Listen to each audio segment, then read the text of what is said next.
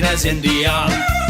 Maar mocht dat nog wel, of noemt dat alle eens Amsterdam. Jo, mocht dat nog wel, mogen prins en prinses vastelovend regeren, of moet voor door juiste uitwerper blokkeren. Jo, alles wordt gewoon, en steeds maar weer die vraag, wat met vasteloven nog moog. Nu zijn weer een beetje woog, maar met een zachte G van ijzer tot en moog. Op de school en een café, nu zijn weer een beetje woog, maar lekker positief. Van ijzer tot en moog, is echt alles inclusief. Met een sushi geen grensoverschrijdend gedrag, want blijf maar weer blijven in Limburg die dag. Nu zijn weer een beetje woog, maar niks aan de hand. Van ijzer tot en moog, eerst de milde variant.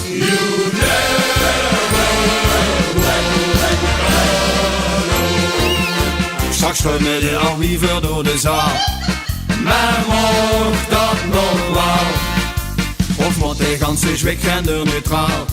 Jo, mocht dat nog wel, kijk het gewoon geel en groen wappert vier aan de deuren, of mocht dat alleen nog een regenboog kleuren? Jo, alles wordt gewoon, en steeds maar weer die vraag, wat met vasteloven nog moog.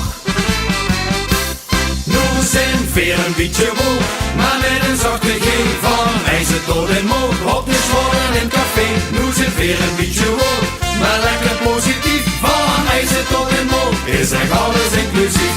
Met een sushi geen grensoverschrijdend gedrag, want blijf maar weer blijven in Limburg die dag. Nu zijn weer een beetje woog, maar niks aan de hand. Van ijzer tot en moog, eerst de milde variant. Als een buurt of een liedje geprikkeld, willen ze vasteloven banger. En verkleien, dat is ingewikkeld, want de schijnen die werden immer langer, langer, langer. Nu zijn weer een beetje woog, maar met een zachte G van ijzer tot en moog. Op de school en in café, nu zijn weer een beetje woog, maar lekker positief. Van ijzer tot en moog, is echt alles inclusief. Nee, de sushi geen grensoverschrijdend gedrag, want blijf maar weer blijven in Limburg die dag.